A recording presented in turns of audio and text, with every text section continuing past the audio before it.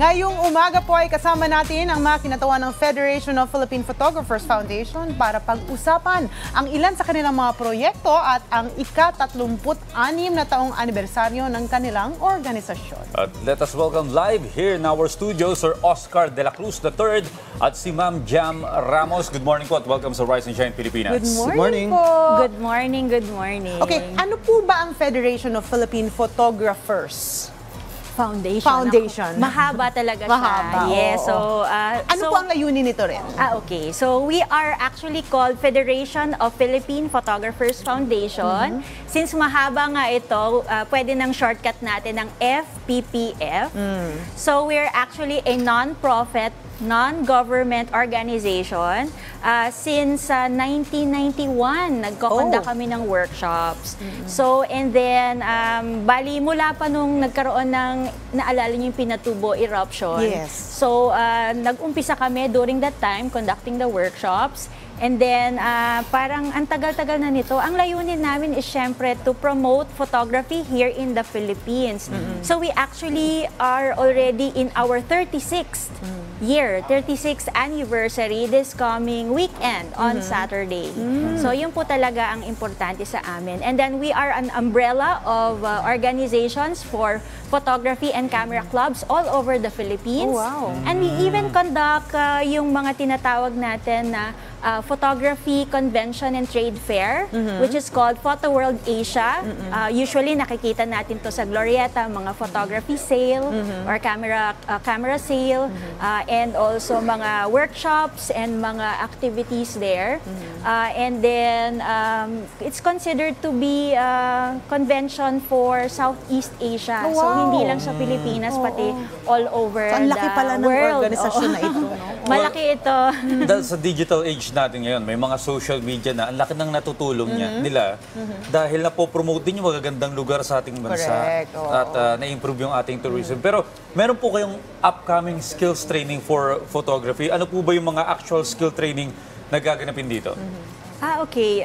Siguro ako yung best sumagot dyan because Go ahead, ma'am. I'm also one of the FPPF instructors or mentors. So basically, we have short courses conducted online and face-to-face. So we have, sorry about that. So we have online workshops like called the basic photography. And we also have cruise ship photography. Oh, wow. So para yun sa mga gustong magpa-accredit or magpa-affiliate sa cruise ship photographers. And then we also have comprehensive digital photography workshops. So that is, thank you.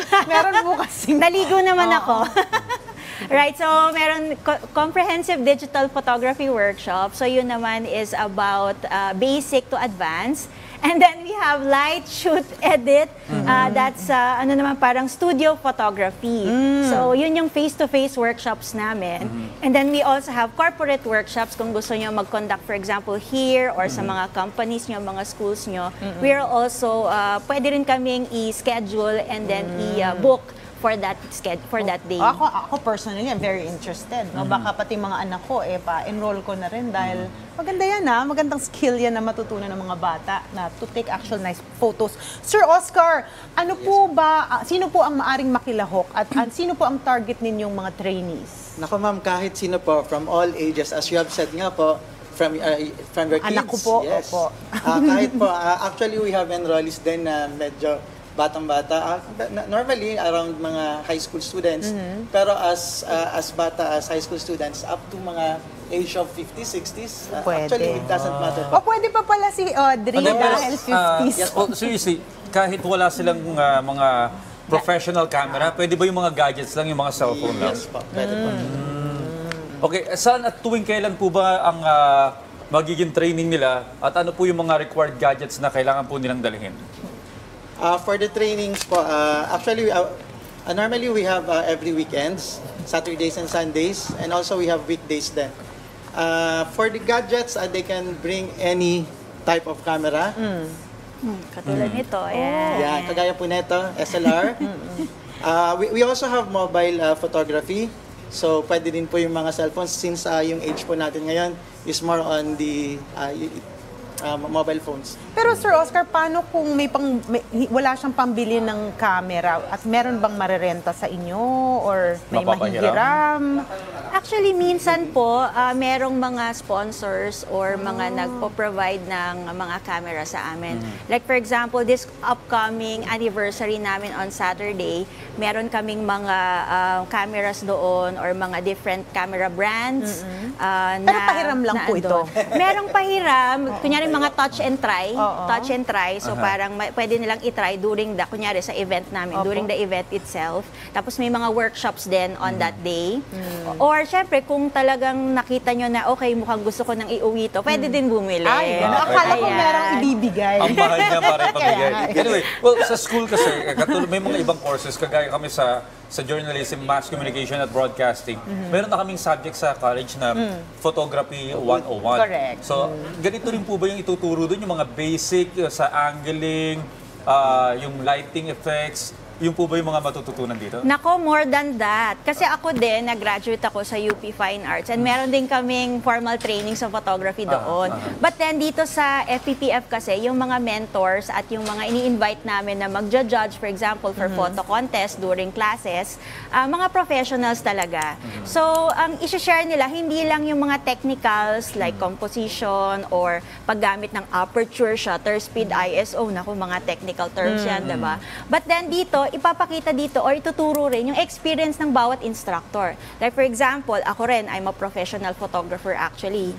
So, ituturo ko doon kunyari car photography or portrait photography. Even si Sir Okay, nag-shoot din, for example, mga events, ganyan. So, it's really more than that. Yan. So, more than the technicals. Okay. And also the experiences. Experiences kung paano kinuha behind the scenes natin. Yes. And syempre pati yung business side. Kasi like for example, freelancers o mga nag-i-events kami, nagpa-project kami for Paano studio photography. pagkakakitaan? Pwede rin yun, Pero maganda yes. nga yun, ano.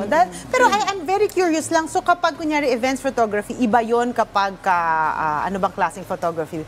Event, ano pa ba? Photojournalism. Photojournalism. Iba yung skill na Advertising, gagamitin. Definitely, kasi kanya-kanyang specialization yun. Okay, bilang panghuli po, maaari niyong imbitahan muli yung ating mga tagapanood ngayon na makibahagi sa inyong anibersaryo. Yes po, iniimbitahan po namin lahat po ng mga viewers natin. On Saturday, October 28, meron po tayong anniversary sa Fort Santiago. Sa Fort Santiago. This will be on Saturday, October 28 from 7 p.m. to 6 p.m. 7 a.m. to 6 p.m. po. So marami po tayong mga activities on that day. We have photo shoots, we have games, and of course we have raffle. And aside from that, yung mga sponsors po natin magkakaroon ng mga discounted rates po sa kanilang mga items. Magkano nga ba yun? Okay, ang fee po natin is 600, a very minimal fee, pero meron na po kayong t-shirt, lunch, merienda, photoshoot, Nice. workshop, at yun. At saka, of course, yung raffle nga natin. Sobrang interested akong sumali dyan. Pwede Audrey. ba namin kayo bigyan na rin ng aming mga Ay, wow! t-shirts? Of course! Ayan. Thank you po! Ayan, ipakita Small natin dito. size, medium size. Total, Ayan, may para- free t-shirt na Total kayo pares tayo katulad ng namin. suot, ma'am eh. Dapat Oo pala nga. sinuot na natin. Ayan. Ayan. Anyway, maraming salamat po sa pagsama sa amin ngayong umaga at we hope na maging successful yung darating na event. you. Maraming maging interesado sa photography. Nakasama po natin ngayong umaga si Sir Oscar de la Cruz III at Ma'am Jam Ramos. Maraming salamat Maraming po ulit sa inyo. salamat. Pwede po ba ako mag-request, mag-picture kunyari tayo dito? Ayan, si Miss Ayan. Niet. Let's go, Miss Niet. At With the kasama ang t-shirts. ating Ayan. photographer dito. Yes, si Miss Niet from Yan. I Focus Camera Club. Club. Ayan. So, all over the Philippines talaga kami. Alright. Picture na po, ma'am. Kayo po makukuha. Makikuha po.